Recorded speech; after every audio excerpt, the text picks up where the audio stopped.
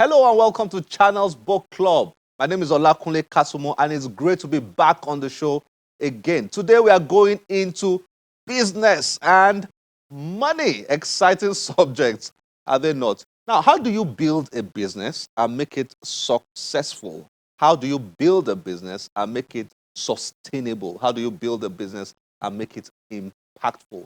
Now, think about some of the greatest business brands in the world and how much they have impacted our lives, whether they are tech brands or airline brands or sports brands, whatever the industry, great brands impact our lives in ways we cannot even begin to talk about. But how do you start a business and ensure that it grows and is sustainable and it's profitable and it's impactful? There is a science and an art to it. You don't just wake up, start a business, and then hope. But there's a way to do it. In this book that we are featuring today, titled Startup to Fortune, the A to Z of how to build a great business and make a fortune helping a lot of people, Hyacinth Aneke has put in this book some of the most powerful principles for building sustainable and successful businesses. In this book, he's saying that it's not enough to just build a business that is successful, but a truly successful business is one that impacts lives and touches the lives of other people. And today we are going to be hosting Hyacinth on the show. Let's get to meet with him first and then dive into our conversation with Hyacinth to review his book titled Startup to Fortune. Enjoy this.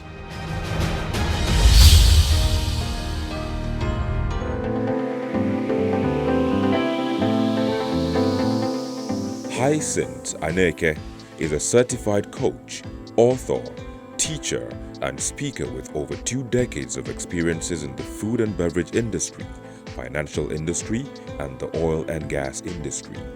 He is a graduate from the University of Benin and a master's degree holder from the University of Lagos and University of London. Hyacinth is an entrepreneur and keen promoter of entrepreneurial development. His book, Startup to Fortune, reveals how to build great businesses and make fortunes while helping a lot of people.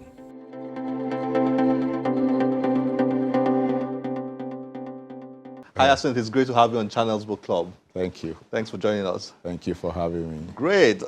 Startup to Fortune.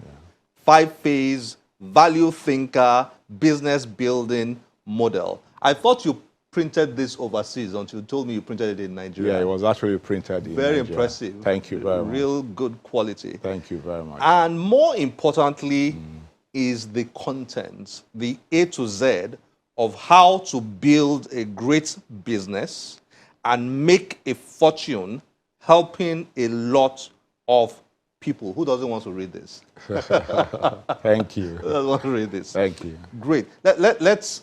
I have a lot of questions for you, but let's summarize generally. Okay. What is this book about? I know the writer has said a lot, but I'd like to hear from you. What's this book about? The book is in 2 parts, basically. Okay. I have always told people there are about 5 things you need to succeed in business. The first one is that you need to identify a problem in the market or a need in the market. You have to come up with a solution for the needs. Okay, you have to execute the solution. So you obsessively must be an executioner. You must take action. More importantly is your mindset. The mindset. The mindset of what the business is all about, and which is what I call the value thinker mindset. It doesn't matter how good an executioner you are. If you have the wrong mindset, that mindset will cancel the execution. And the next thing I think that people need, is a model to follow. So the book is about what the mindset of business is all about, such that naturally people want to do business with you. You won't struggle in the place of business. I'll give you an example. For over 15 years of my life, I was working for the wrong reasons. You were working for the wrong reasons. Universally, there are 3 reasons people work. 95% of people work to survive, for money. Okay, all right? Then the next set of people, fewer than that, okay, work to save, to expand their life. But the most successful people in terms of material success and fulfillment work to serve. Work to serve. So, so with the wrong mindsets, most people in business are in business to make money. So their goal is to make money. But that's not what business is all about. Money is a reward you get, for being in business. Okay, so the goal for business, what business actually did is exchange value for money at a profit. So you must be value in the market. So what is very important in any business at all is what is the need out there that you are trying to fulfill. That's the key thing. So a lot of people go into business because they think that they have an idea. And so that's the wrong place to start, especially when you are bringing innovation to the marketplace. Business does not start with an idea. Business starts with a need in the marketplace. Your idea is a superior solution to meet that need. So the first thing that the book was out to address is to address that mindset. For people to know, for example, when business started, it's hire by trade by barter. I had to bring rice to the markets. Okay? And if I need beans, I get somebody that have beans that will give it to me. Without rice, I will never get beans. So the only reason money came to the equation is that one is that how do I measure the amount of rice that were exchanged for beans? And supposing I come to the market and I don't find anybody that wants beans and I have rice. So money is for store of value and communication of value. But there must be first and foremost value in the market. So the first mindset is that you are in business to meet the need of the people. I'll give you an example.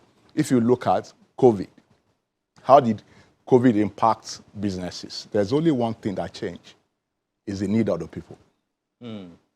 Nothing else changed. The only thing that changed and the only thing that will continue to change is business is the need of the people. So as long as you focus on meeting the needs of the people, and as long as you follow the needs of the people, and you are determined to come up with a superior solution, okay, then you will always be successful in business. The second aspect of it is the model. Okay, the 5-phase value. I've been involved in businesses where, I throw a lot of money on an idea. Okay, so the book talks about the 5-phase value thinker business building model. And what are the 5 phases? The first one is one of the challenges that why people say they are unemployment, is that people don't know how to, discover, a business idea. So the first area that the book dealt with is how do you discover a business idea on demand? Okay, so that everywhere you turn, okay, you are seeing opportunity that is a potential business. How do you test it? How do you know that this is a real business? How do you even know that it's right for you? So that's the first phase. Is how to identify that is a business and that is a business that is right for me. The second one is the start phase. A lot of people say, I can't start business because I don't have money. So the start phase is how you start a business with little or no money, okay, without breaking the bank, even if you have all the money in the world. Okay, so the start phase is the product development.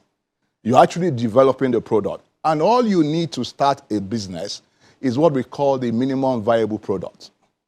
Okay, so I tell you, for example, somebody says, I want to build a poultry. What does a poultry person, the person that has a poultry, what does he want to sell? 2 things, birds or eggs. So the question is that, do I need to invest millions of naira in building a poultry to sell eggs and whatever? I don't need to. So if you want to start a poultry business, what will be my minimum viable product? My minimum viable product will be maybe a photo, okay, of a established poultry that shows that any number of birds, any number of eggs that you need, I can provide it. And I would have entered an arrangement with the owner of the poultry, and I can now go out there and say, I sell birds, I sell. So as far as, the poultry business is concerned, I don't need millions of naira to start it. All I need is what they call the minimum viable product. Most times, the minimum viable product is just an offer. So you go to some website, and it says, I have this product, it has this benefit, X, Y, Z, okay? And people now order. And when you order, they say, sorry, we have gone out of stock. What are they trying to achieve? They are trying to find out whether, the product actually meets the real need in the marketplace and whether people are ready to exchange their money for the product. And they also want to get feedback. It's only when they are sure of the market that they can, invest a single dollar, to build a product. But what do we have in the market today? You find out that people build trailer, warehouse of goods, and, and they are not even sure one person in the market wants it. Okay, yeah. Wow. So the start phase, okay, is, the product development phase is actually a structured experimentation where you come out with the minimum viable product and get feedback from, the customers as you build the product. By the time you are done building the product, you have a product that everybody in the market, their requirement was taken into consideration, so you have something that people want. Okay, so that's the start phase. And if you get the start phase very correctly, okay, you're going to have a good problem because people are going to look for your product. So the next thing is that you need to build the business. This is when you now begin to talk about business development. So the start phase, okay, is product development. And the build phase is actually where you now put a structure in place where you define the standard, and the structure that will support growth. But because you have gotten, the start phase right, you're going to have a good problem of people asking for your goods. So you need to build a business that supports it. Hyacinth, let me pause there. Okay. I mean, that's so exciting. That's so loaded already. Yeah. I'll come back to it. Okay. This is what your book is about, generally. Yes. Explaining this way of thinking Yes. and this model, of understanding the building this model required to build business. Yes. I'm going to take you back to those 5 Okay. you were talking about. But let me pause it. Let me quickly throw this in before you go back to that. Do you reckon, or did you reckon before writing this book, probably one of the things that motivated you to write it, that a lot of people who do business in Nigeria do not have this basic understanding or do not approach business with this understanding? That's what you meant by the 95%. Yes, right? yes. So, I mean, for me, I give you an example, okay? One of the first business I did was a hat business, okay? And what was my basis for it? I belong to a church that has, presence in over 190 nations. And the female members of the church are expected to cover their hair. So I thought that it was a big market. So what did I do? I went to UK. I met one of the best hat designers in UK that designed for the major shops in the UK. So they designed, in fact, I even went into exclusive rights for them to design for me only in the whole of Africa, thinking that I have all the markets in Nigeria. So what happened? I took the design, went to China and brought container loads of the hats, only to come back to Nigeria to find out that if you have berets, you have met that requirement. So the number of people, okay, that actually have, okay, that requirement, that is less than 10% of the women in the church. The only reason why, okay, that did not consume me is because hats are not perishable products. But it was money tied down for a very long time. So so many people, they go into business for the wrong reasons with the wrong mindset. Wrong mindset. Interesting. Now, we're still going to come back to those 5. Okay. Now, you said something earlier about business is not about making money. Yeah. You said. I will read 2 things you wrote here. One, to buttress that. Yeah.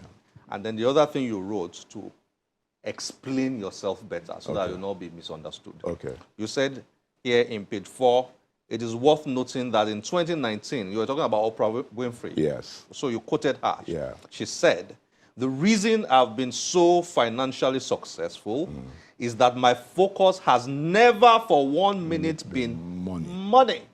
And I read that and I said, come on, Oprah, you've made so much money, So she said, the reason I've been so financially successful is that my focus has never for 1 minute been money. So you then wrote, it is worth noting that in 2019, Oprah's net worth stood at $2.7 billion. Yes. One wonders that if Oprah is so financially successful without making money her focus, What does business mean, and what should one's focus be as a business owner? Judging from Oprah's story, you can tell that business is not all about money. Money is only a result of doing business, which is what you've said there. Yes. Okay? Yeah. So I read this and I'm saying, money is not, business is not about money. Does that then mean that we shouldn't take money seriously in business? What does it mean by, what does it mean by business is not about money?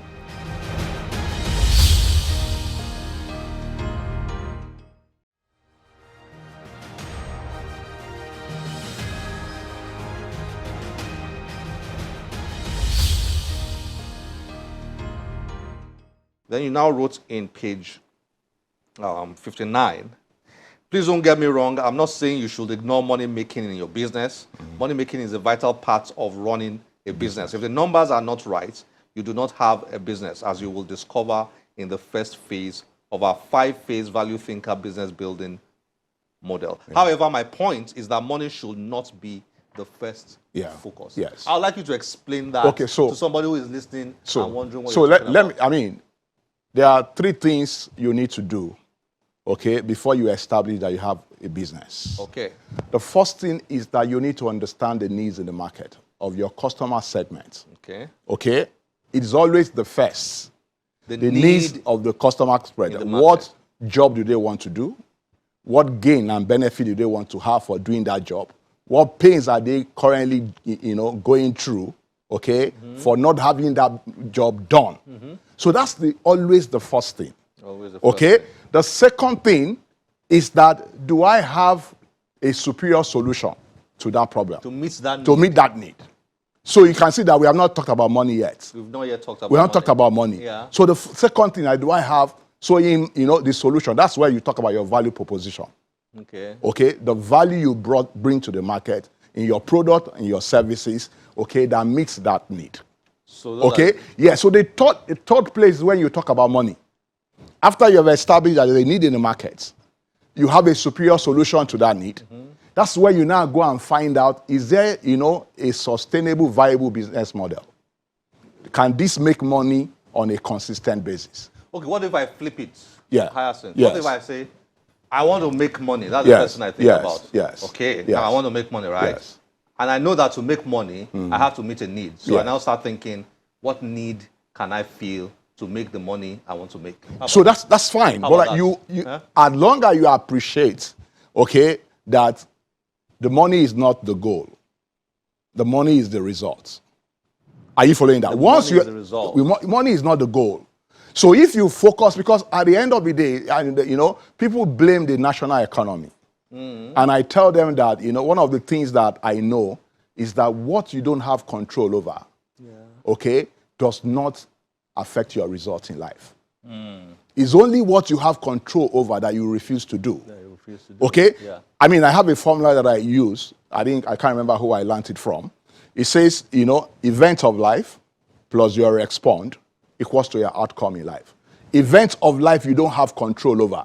The only thing you have control over, okay, is your respond. That is responsible. If you take that to the model we are looking at, okay, the model is actually called the real win, what it model.